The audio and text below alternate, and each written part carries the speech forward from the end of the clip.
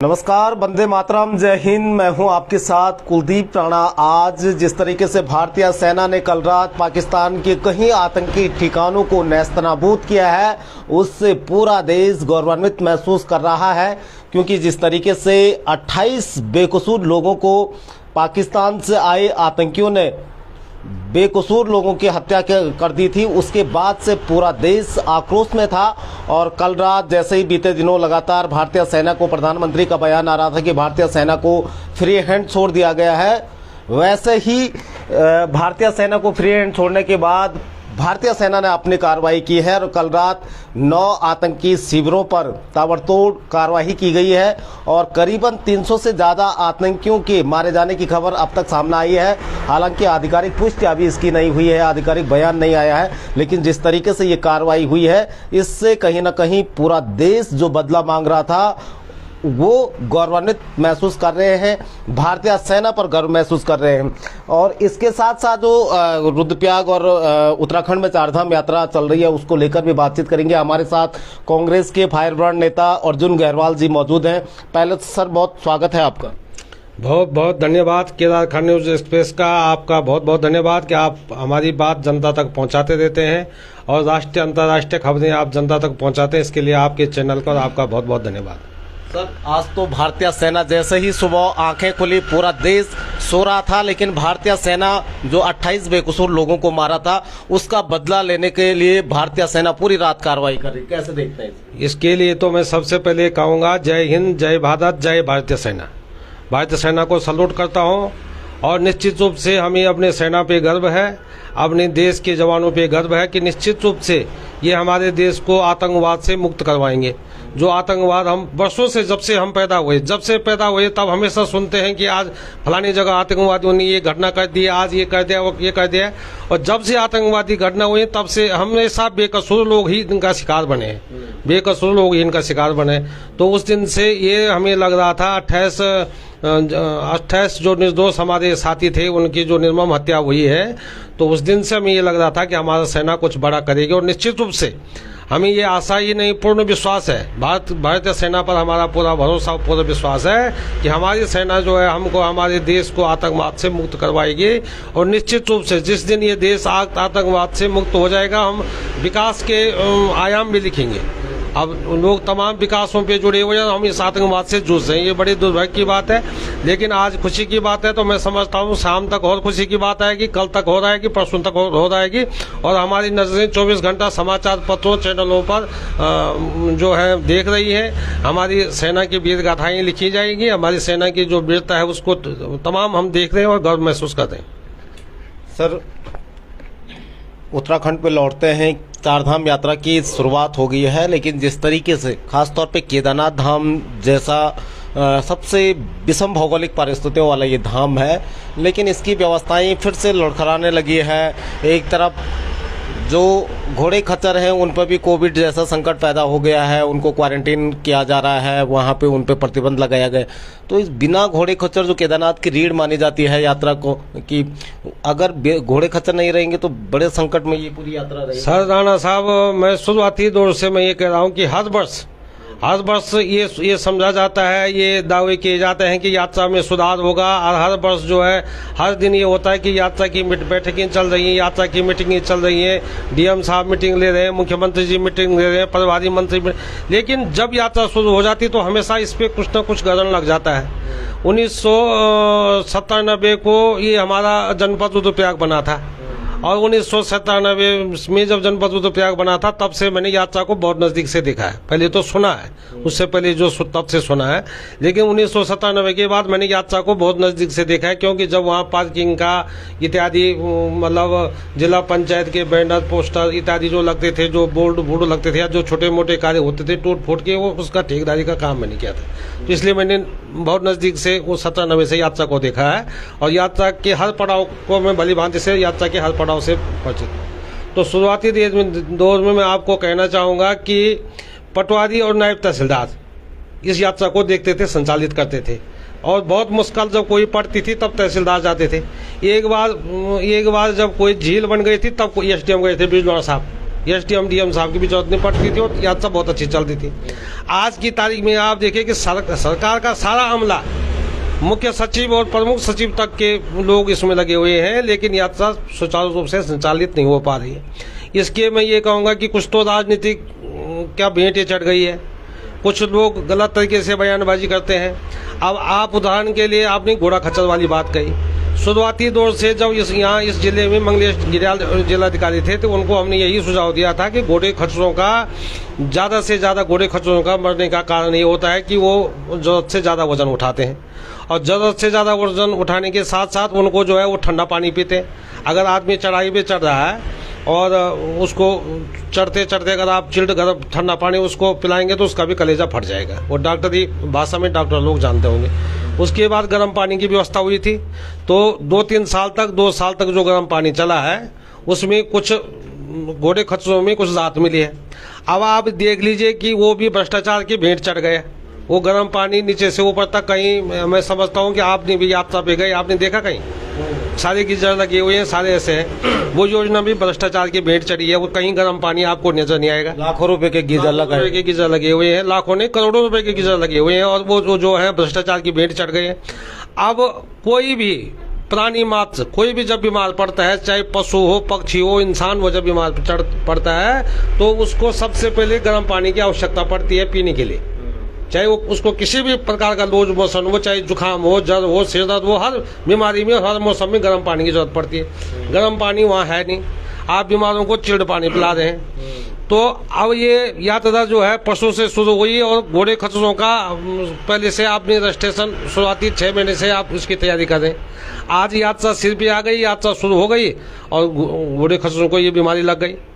दूसरी सबसे बड़ी बात मैं ये कहूँगा कि जो क्षेत्रीय विधायक जी का जो बयान आया था कि दूसरे धर्म के लोगों को यहाँ यात्रा पे या व्यवस्था पे नहीं बुलाया जाएगा, तो हमने तो सनातन की दृष्टि से तो इसका स्वागत किया, लेकिन व्यापारिक दृष्टि से इसका स्वागत नहीं होना चाहिए था। इसलिए नहीं होना चाहिए था कि बिना घोड़े खच्चर जो कम पड़ गए हैं, तो घोड़े खच्चरों की पूर्ति वही करते थे। रुद्रप्रयाग जिले में इतने घोड़े खच्चर नहीं है, या अन्य हमारे सनातनियों के पास इतने घोड़े खच्चर नहीं है, तो उससे भी यात्रा जो है बाधित हुई है। आप देख रहे होंगे आज की स्थिति ये है कि व्यापारी जो है दिल्ली से, बम्बई से, यहाँ से, इधर उधर से हमारा भाई घर आ गया है। रोज मतलब हमने इसको रोजगार से जोड़ा था। तीर्थाटन पर्यटन को दोनों को रोजगार से जोड़ने की बात हुई थी कि आप तीर्थाटन को पर्यटन से जोड़ेंगे। पर्यटन अर्थात मतलब अगर केदारनाथ बद्रीनाथ में भीड़ होती है तो आप पर्यटक स्थलों को दिखा सकते हैं। और उसके बाद ये हुआ था कि इसको हम रोजगार से जोड़ें, तो ये न तो पर्यटन से जुड़ पाया और न तो रोजगार से जुड़ पाया, और न ही तीर्थाटन हम इसको ढंग पे दे पाए, क्योंकि तीर्थाटन जो है केदारनाथ है। केदारनाथ की यात्रा को बिना घोड़े खच्चरों को का करना बालू से तेल निकालने जैसी बात है। बिना घोड़े खच्चरों की केदारनाथ की यात्रा चल नहीं सकती है। और घोड़े खच्चरों का शुरुआती दौर से हमने तो ये निवेदन किया था शासन प्रशासन से कि आप घोड़े का जो लाइसेंस है उस लाइसेंस के साथ साथ उसमें एक चिपका दो कि ये घोड़ा जो है कितनी वजन तक लादने में समर्थक है। 80 किलो ले जाने में है, 50 ले जाने में है, क्विंटल ले जाने में है, 1.5 क्विंटल ले जाने में है। अब वो पैसे के लोभ में तो जो है 60 किलो के घोड़े पे 1.5 क्विंटल का आदमी लाद रहे, और 1.5 क्विंटल का आदमी लाद करके फिर आपको चिल्ड पानी पिला दें, गर्म पानी बंद हो गया तो फिर वो नुकसान देगा, वो मरेगा। घोड़ा मरेगा तो वो नदी को भी प्रदूषित करेगा, रास्ते को भी प्रदूषित करेगा, वहाँ भी प्रदूषित करेगा, और फिर बीमारी भी फैलेगी। जहाँ तक बीमारी का इलाज है तो बीमारी का सबसे पहले इलाज है वो तो डॉक्टर लोग तो डॉक्टरी भाषा में जाने, लेकिन मूल रूप से ये है कि पशुपालक भी इस बात को सुन रही हूँ जो पशु को पालते हैं, घोड़े खच्चरों को पालते हैं, कि कोई भी बीमारी में हम किसी पशु को ठंडा पानी देंगे यहाँ भी, जबकि यहाँ का तापमान तो मतलब काफ़ी गर्मी से है, तो यहाँ के तापमान में भी अगर बीमार पशु को अगर हम ठंडा पानी देंगे तो निश्चित रूप से उसको बीमारी 2 गुना 3 गुना चौगुनी हो जाएगी। अब वो तो वहाँ चिल्ड वाली बात है। तो शासन ने जो तैयारियां की हैं, क्या तैयारियां की हैं? मुख्यमंत्री जी उस रास्ते गए तो मुख्यमंत्री जी ने क्या वो गीजरों में वो भ्रष्टाचार नहीं देखा? ये गीजर जब लगे थे तो कब लगे थे और किस कंपनी के लगे, कितने पैसों में आए, कितना इन्होंने काम किया, कितने समय तक उन्होंने काम किया, कितना वर्क पीरियड उनका गारंटी का था। तो ये तमाम बातें देखने लायक है। अब दूसरी बात यह है कि विधायक जी के द्वारा ही एक बयान आया था कि अगर बाहर के धर्म के लोग आते हैं तो दारू और मीट मांस केदारनाथ में चल रहा है। अब मैं ये बताऊं कि ये हेलीकॉप्टर वाले ले जा रहे हैं 22,000 है, तो 22,000 भी आ रहे होंगे तो फिर प्रशासन वहां भी बैठा है। ये दारू कहाँ से आ रही है वहाँ? दारू तो ये लोग ले जा रहे होंगे, और वही लोग ले जा रहे होंगे जो सत्ता में है, जो जिनके पास ले जाने की पावर है, जिनको शासन प्रशासन चुंगी पे जिनको चेक नहीं करता है, वही तो ले जा रहे होंगे। नहीं तो ऐसा तो है नहीं कोई सुई की टोपी में छिपा करके ले जाते आदमी। तो दारू की तो पेटियां गाड़ियां जाती होंगी, जब मीट मांस भी जाता होगा तो प्रशासन क्या कर रहा है वहाँ? वो तो आम आदमी को दे दो आप, पकड़ने का काम तो 2 आदमी को दे दो, 2 पकड़ लेंगे। 2 आदमियों को आप ये काम दे देंगे तो 2 ही आदमी आपको जो है सारा सामान पकड़वा करके दे देंगे। तो ये तमाम ऐसी बातें हैं। हम समझते थे कि हम यात्रा को, अभी भी अब जो है यात्रा का शुरुआती दौर में ये खबर पहुंच गई है कि पेपर में भी आज छपा है कि 1600 घोड़े क्वारंटीन हो गए हैं, और ये अखबार इस केस में भी मैंने लिया, वहाँ लिया तो वहाँ यात्रियों ने भी लिया होगा। तो प्रत्येक यात्री को ये पता चल गया है कि केदारनाथ में तो 1600 घोड़े क्वारंटीन हो गए हैं, तो जाने की व्यवस्था नहीं है, तो नहीं आ रहे हैं यात्री। उसका असर व्यापार पे पड़ेगा और सब चीज़ पे पड़ेगा। तो ये है कि ये इन बातों को भी ध्यान में रखते हुए कुछ जैसे क्वारंटीन हुआ था, ये हुआ था, तो ये अखबारों में भी नहीं छपता तो अच्छा होता। अब होता क्या है कि थोड़ा सा 1 घंटे के लिए अगर सड़क कहीं पे बंद होती तो पेपर, न्यूज़पेपर, प्रेस सारे छाप देते हैं कि वहाँ पर सड़क बंद होती है, हो गई है, और जब खुलती है तब छापते ही नहीं है। अब जिस दिन घोड़े ठीक होंगे, क्वारंटीन से अलग होंगे, उस दिन थोड़ी ना पेपर छापेगा। उन्होंने तो छाप दिया कि 1600 घोड़े क्वारंटीन हो गए, लेकिन उस दिन पे तो छापना चाहिए कि भाई अब घोड़े ठीक हो गए, यात्रा सुचारू हो गई है। ये बड़ी समस्या है। तो ये तमाम किस्म की बात आई जब तक न हो जाए। दूसरी बात आई थी कि हमारे पूर्व विधायक जी ने एक बात सोशल मीडिया पे आपने देखा होगा, मैंने भी देखा कि सोशल मीडिया पे एक बात आई थी कि किसी ने 2000 रुपये लिए, और कोई सुदामा देवी करके या कोई 2-3 साथ खड़े थे। तो मैंने मनोज दावत जी ने ये बात कही थी कि इन्होंने 2000 रुपये लिए गए। उसके बाद आशा नोटियाल जी जो क्षेत्र की विधायक हैं, तो नोटियाल मैडम जी का बयान आया कि नाम उजागर करें, और उसके बाद अन्य दलों का भी नाम उजागर करने वाली बात आ गई। उसके बाद तुरंत कोई महिला आगे आ गई।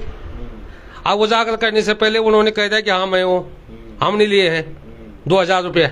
वो भी उसका 2 बातें हो गई, एक तो लगा आरोप, एक उन्होंने नाम मांगा और नाम वालों ने कबूल कर दिया कि हमने लिए हैं। और उन्होंने हमने लिए के साथ साथ उन्होंने ये कह दिया कि हमारी क्या संस्था है, कोई क्या कोई समिति है, समिति के हिसाब से हमने 2000 रुपये लिए हैं। तो 2000 का अर्थ ये होता है कि वहाँ लगभग मतलब कम से कम मैं समझता हूँ कि 1 लाख से ऊपर दुकान, नीचे से ऊपर तक 2000 प्रति दुकान से लिया जाएगा, तो मैं समझता हूँ 2 करोड़ से ऊपर ये बैठेगा। 2 करोड़ से ऊपर का ये हिसाब किताब बैठेगा। अब 2 करोड़ से ऊपर का जब ये हिसाब बैठेगा तो क्या ये 2 करोड़ रुपए में क्या कर रहे हैं? सुदामा देवी की दुकान टूटी, उसमें क्या क्या आपने 6 भाई अनुसूचित जाति के जो थे उनकी दुकान वहां पर तहसीलदार साहब ने तोड़ी, उन पे क्या क्या आपने, और आपका 2000 रुपये जो आपने लिया है क्या आपके बायलॉज में है? वो जो आपने उसका बायलॉज बनाया होगा समिति का, तो उसके बायलॉज में है कि आप 2000 रुपये ले सकते हैं, और 2000 रुपये आप किस मत में उसको खर्च कर सकते हैं? उसकी कोई मत भी तो होगी कि आप सत्ता के नशे में, सत्ता के कार्यकर्ता होते हुए आप जो मर्जी वो करें। अभी तक 1 पैसे की तो बिक्री हुई नहीं, 1 ढेला तो हुआ नहीं, और आपने 2-2 हजार करके 2-2 करोड़ रुपये इकट्ठा कर दिया समिति के नाम पर। अब समिति के नाम पे आप इकट्ठा कर दें। आप सुन लीजिए आप कि घोड़े खच्चर वाले आए, अब रजिस्ट्रेशन करवाया उन्होंने, राशन का पैसा लाए होंगे, कहीं से उधार पुधार करके अपनी खाने के लिए लाए होंगे, घोड़े के उसके लिए लाए, घोड़ा पड़ गया बीमार। दुकानदार कहीं से उधार राशन लाया होगा, कहीं से इधर उधर से लाया होगा, उससे 2000 रुपये आपने समिति के नाम से ले लिए। रुपया उसने अभी तक 1 नहीं कमाया। उधर हो गया घोड़ा बीमार, इधर हो गए दुकानदार परेशान। इधर आज 7-8 को मौसम भी दिखा रहा है, वो मौसम भी खराब होगा, उसका भी नुकसान होगा। तो आप ये बताओ कि कितनी मार उस व्यापारी पे उस पे पड़ रही है। आपको अगर 2000 रुपये समिति के नाम से लेना ही था तो आप उसको 10 दिन बाद, 15 दिन बाद, 20 दिन, 100, 1 महीने बाद भी तो ले सकते थे। 6000 सरकार को भी दिए। 6000 सरकार को भी दिए। अब वो आदमी लाएगा कहाँ से, करेगा क्या? ऊपर जो है बिना घोड़े के राशन नहीं पहुंचेगा। जब राशन नहीं पहुंचेगा तो क्या पकाएगा, क्या खाएगा? तो ये तमाम किस्म की अव्यवस्थाएं सत्ताधारी पार्टी के लोग कर रहे हैं और ये प्रशासन को भी काम नहीं करने दे रहे। अब आप ये कह रहे हैं कि हर आदमी बोल रहा है कि गोरीकुंड में दारू बिक रही है। कौन बेच रहा है दारू? कौन ले जा रहा है? कौन है समर्थन? जो समर्थन होगा, जो बलवान होगा, बलशाली होगा, वही तो वहां दारू पहुंचा रहा होगा। अब बलशाली कौन होगा? सत्ता वाला होगा। आजकल तो नेपाली और उनके कब्जे से लगातार दारू और मीट बरामद हो रहा है, लेकिन संरक्षण किसका मिल रहा है? संरक्षण किसका है? संरक्षण वाले को पकड़ो ना आप। जैसे इनका पता चल गया है, इन्होंने कबूल कर दिया है। जब उन्होंने कबूल कर दिया कि 2000 रुपये ले लिए, तो क्या प्रशासन ने, विधायक जी ने और सरकार ने क्या ऑब्जेक्शन उठाया उस पर? क्यों नहीं उनसे ये साफ पूछा गया कि अगर आप 2000 रुपये ले रहे हैं तो आपके क्या बायोलॉजी में, आपके संविधान में है ये? इसमें आप किस चीज का ले रहे हैं? अगर ले रहे हैं तो इसको खर्च किस पे कर रहे हैं आप? ठीक होता कि अच्छा आप घोड़े खर्चों के लिए भंडारा लगाते। आप समिति का नाम काम क्या है ये बताते। आप तो आपने सीधा पल्ला झाड़ दिया। मनोज दावा जी ने जो प्रश्न उठाया था वो जेन्युइन प्रश्न था और उस प्रश्न का समर्थन होना चाहिए। घोड़े खच्चर वालों से, व्यापारियों से, उनसे मैं ये कहना चाहूंगा कि उस बात का समर्थन होना चाहिए जो मनोज दावा जी ने बात उठाई थी कि 2000 लिए गई और उन्होंने 2000 लेने के बाद भी उस आदमी का नाम उजागर नहीं किया। और उन्होंने आसन नोटाल ने कहा कि नाम बताओ, तो उससे पहले वो ही सामने आ गए। उन्होंने कहा मैंने लिए। अब बिगाड़ो आप, उनका क्या बिगाड़ सकते हैं? वो सत्ता से जुड़े हुए हैं। आप उनसे भी तो पूछिए ये साहब कि आपने ये 2000 रुपये जो लिए हैं किस मकसद से लिए? क्या आपके बायोलॉजी में है? और बायोलॉजी में है तो रजिस्ट्रेशन है तो सरकार के द्वारा है और सरकार ने वो 2000 देने की अनुमति दी। समिति से जुड़े लोगों का ये कहना है कि वो स्वेच्छा से लोगों ने उनको दिया। व्यापारियों का ये संगठन है। आप सुधा मंदिर भी नहीं स्वेच्छा से दिया। जो 6 भाई अनुसूचित जाति के, जो 6 भाइयों की दुकान टूटी, उनकी दुकान तोड़ने के लिए उन्होंने 2000 स्वेच्छा से के लो 2000 रुपये लो आप हाथ जोड़ करके। जो सीधा गए उन्हीं के पास गए स्वेच्छा से सब। कि स्वेच्छा से कोई दे सकता है किसी को? ना। अगर स्वेच्छा से और भी और खड़े हो जाए वहां लेने के लिए, आप मुझे एक बताओ ना कि सरकार ने उनको, उनके समिति का रजिस्ट्रेशन क्या होगा? तो क्या उस रजिस्ट्रेशन में लिखा गया है कि आप 2000 ले सकते हैं? और उसकी बायोलॉजी में लिखा गया है कि 2000 ले सकते हैं। मैं बहुत समितियों का सदस्य हूँ, मुझे जानकारी है इस संबंध में कि समितियों में का बायोलॉजी अलग से होता है। अब उसका संवैधानिक प्रक्रिया अलग से होती है। लिखा जाता है कि भाई आप इस पैसे को लेंगे तो किस मत में खर्च करेंगे और किसके खाते में ये जमा होगा। ये 2000 रुपये लिया गया तो किस खाते में जमा हुआ, कितनी लोगों से लिया गया और ये पैसा खर्च कहाँ होगा और किस सरकार ने, किस प्रशासन ने उनको परमिशन दी पैसा लेने की? अब करो ना कार्रवाई। जवाहर नोटाल जी बोल रहे थे कि मनोज दावत जी बताएं कि आप नाम उजागर करें, हम कार्रवाई करेंगे। अब तो नाम सामने आ गए ना, अब कार्रवाई करो, संतुष्ट करो जनता को। आपने 2000 रुपया लिया है और स्वेच्छा से दिया है। सुधा मंदेवी ने स्वेच्छा से दिया, 6 अनुसूचित जाति के भाइयों ने स्वेच्छा दे दिया जिनकी दुकान टूटी। अब उन्होंने सीधा उनको ढूंढा कि वो कहाँ है, उनको हम स्वेच्छा से पैसा देते हैं। ऐसी होता है? तो ये तमाम बात ये राणा जी, ये हमको आगे आना पड़ेगा। ये सत्ता के नाम पे जो गलत काम हो रहा है, सत्ता के नशे में चोर, ये जो करता, अब छोटे कार्यकर्ता भी गलत करने लग गए। पहले तो पिछले साल तो मुख्यमंत्री जी ने हमको परेशान किया। कभी केदारनाथ की शिला दिल्ली ले गए, कभी कुछ किया, कभी कुछ किया, कभी रजिस्ट्रेशन के नाम पर यात्रा को कुआं मोड़ा, अब कभी सोना का पीतल बना दिया। अब ये छोटे उनके सह पर उन्होंने कहा इनका उनके सह पर ये छोटे कार्यकर्ता जो स्वेच्छा के नाम पे 2000-4000 रुपए की बात कर रहे हैं और वो कह रहे हैं कि मनोज दावत जी राजनीति कर रहे हैं। जो आदमी सच्चाई को सामने ला रहा है वो राजनीति कर रहा है। तो ये तमाम बातें राणा जी, ये आप लोगों के माध्यम से भी आगे आनी चाहिए और निश्चित रूप से मैं तो इसकी जानकारी करूंगा और सूचना के अधिकार रिपोर्ट लगाऊंगा कि आपने कितना पैसा दिया है। आपके पास 2 करोड़ रुपया इकट्ठा करने का क्या अधिकार था?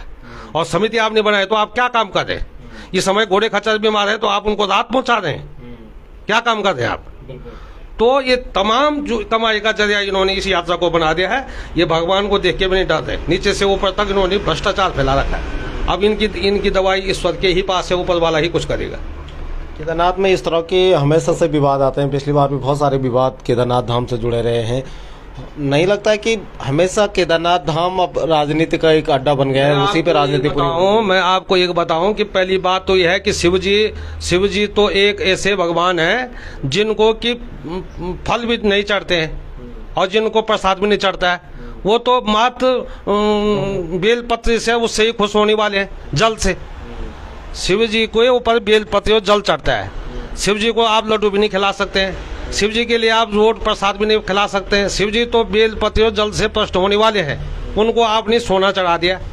अब आपने सोना चढ़ा दिया तो आपने सरकार को लिखा कि यहाँ सोना चढ़ गया है और यहाँ सुरक्षा के लिए हमें आदमी दो, आप परमिशन दो, हमें आदमी लगानी है। तो परमिशन मिली, आपने वहाँ 20 आदमी अपनी नौकरी लगा दी। अब जब 20 आदमी आपने नौकरी लगा दी और करोड़ों रुपया वेतन के नाम पर मंदिर समिति का उनको दे दिया, तब आपने कह दिया ये पीतल बन गए। अब किसने बनाया उसको पीतल? जब चौकीदार चोर हो गए तो किसने उसको पीतल बनाया? पहली बात तो ये थी कि सोना लगाया है क्यों? जब शिव जी को तो सोना का मतलब, सोने का शिव जी को मतलब ही नहीं था। अगर वो दान ही नहीं दान दे दिया था तो उस पैसे का आप मंदिर समिति का कहीं धर्मशाला बनाते और उस धर्मशाला में फिर लोगों को रखते, तब तो बात ही। आप कहते भाई शिव भगवान है, शिव ये ज्योतिर्लिंग है, ज्योतिर्लिंग में शिव सोने का मतलब नहीं बैठता।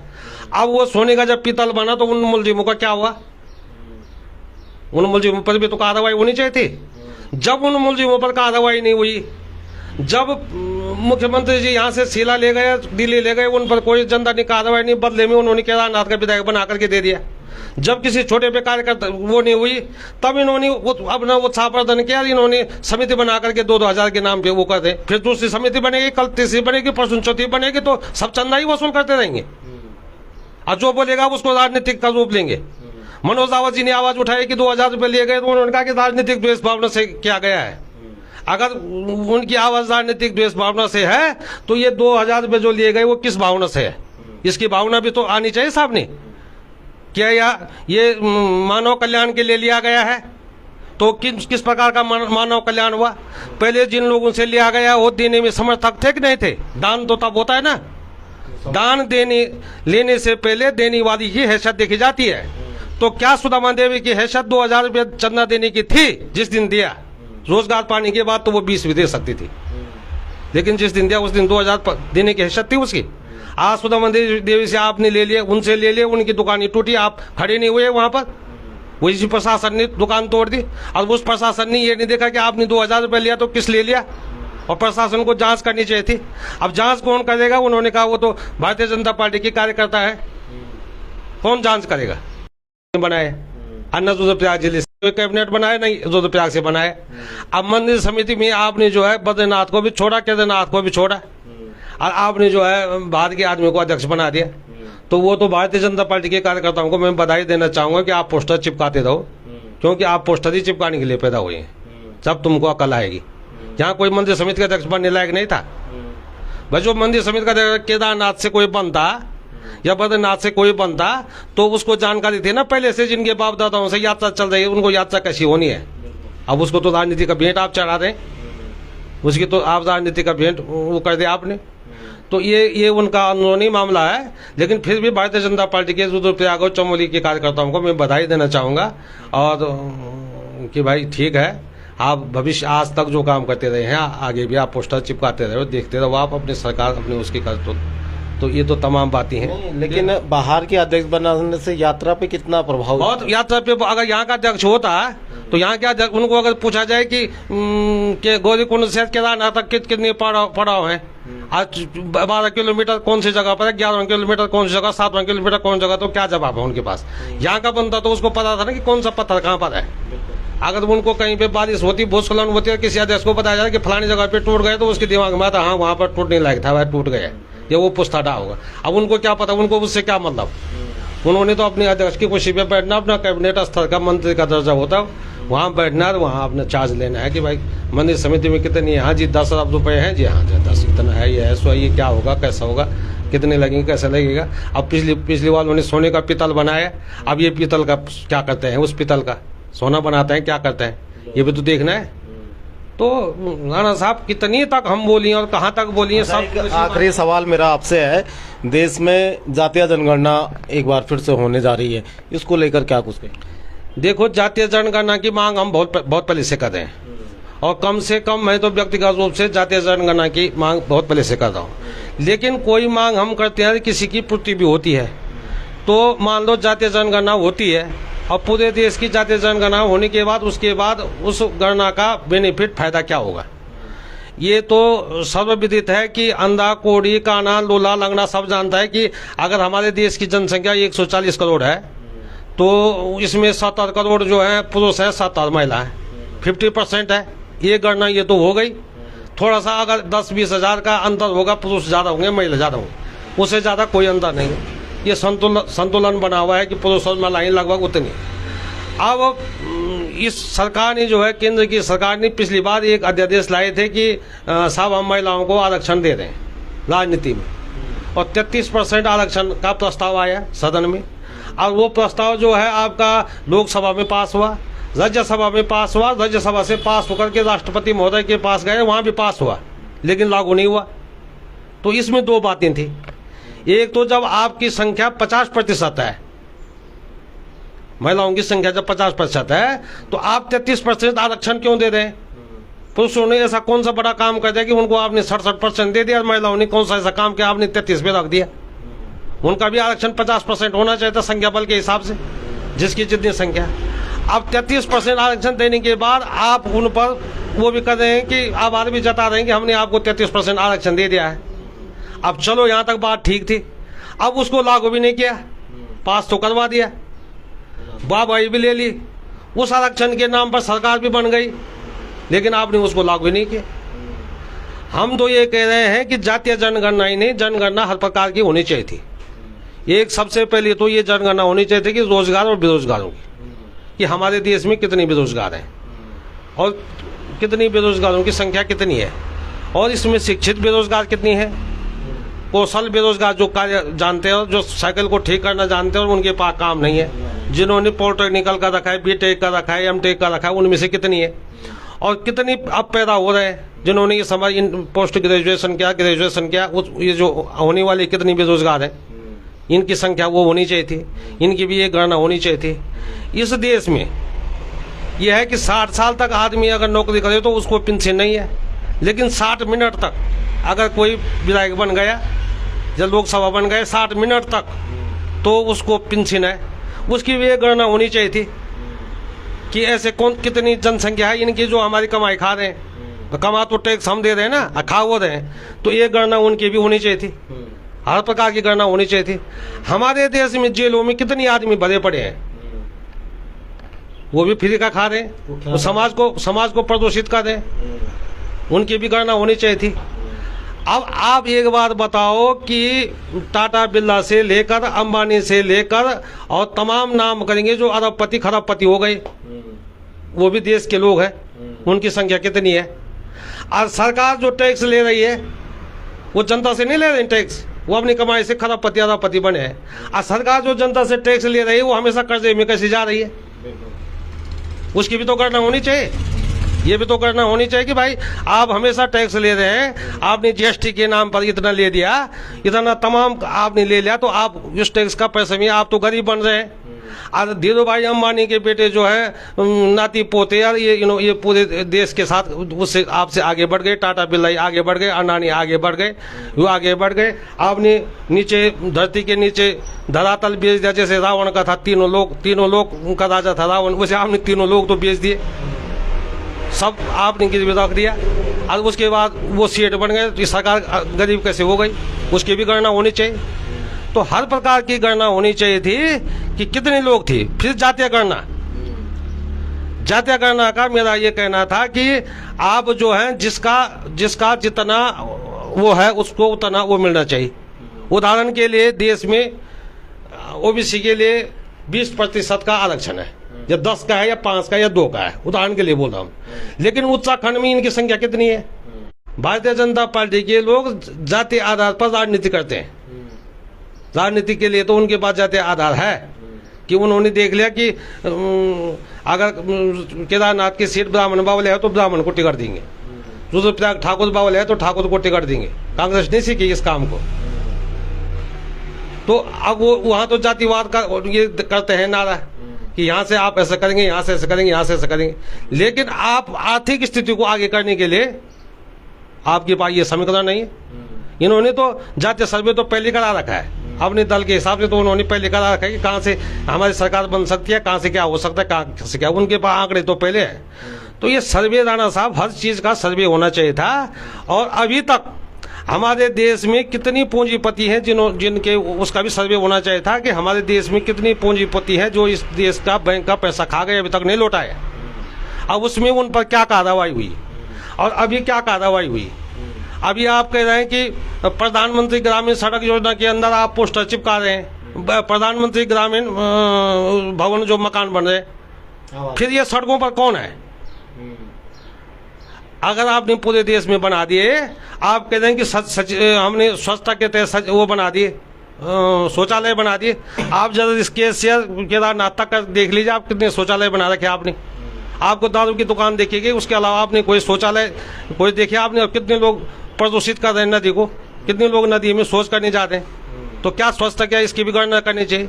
आपने अगर प्रधानमंत्री भवन के तहत जो है अगर भवन दे दें सबको, तो फिर ये सड़कों में कौन है? पाकिस्तानी है, बांग्लादेशी है, चीन से है, स्विट्जरलैंड से है, तो फिर इनको आपने देश में रहने कैसे दिया? जो सड़कों पे है ये कौन है? इनकी भी गणना होनी चाहिए। तो तमाम किस्म की गणना का इसका सबसे ज्यादा ये जातीय जो जनगणना है, इसका सबसे ज्यादा हम स्वागत करते हैं। हम पहले से मांग करते थे कि जातीय जनगणना होनी चाहिए, जिसका जितना आधार है। और ऐसा ना हो कि उत्तर प्रदेश से आकर के शंभू पासवान जैसे लोग जो हैं, जिस केस में आरक्षण का फायदा उठा दिया तो हमारा आदमी अंदर बैठा रहे। ये तमाम किस्म की गणना होनी चाहिए कि अभी तक कितनी विधायक ऐसे हैं कि जो घर बैठे टैक्स का पैसा खा रहे हैं, तनख्वाह खा रहे हैं, वेतन खा रहे हैं, कितनी, अब उसकी भी गणना होनी चाहिए कि हमारे जो सृजित पद हैं, कितने पद लोक निर्माण विभाग में, उदाहरण के लिए मैं कहना चाहूँगा कि लोक निर्माण विभाग में कितने पद सृजित हैं और सृजित पदों के सापेक्ष जो है कितने पद खाली हैं, और उसके सापेक्ष जो है कितने लोग उस पद के हकदार हैं जो बेरोजगार सड़कों पर घूम रहे हैं। आपके पास पद सृजित है और आपके पास गणना पूरी रजिस्टर में है, उसको आपको गणने की जरूरत नहीं है।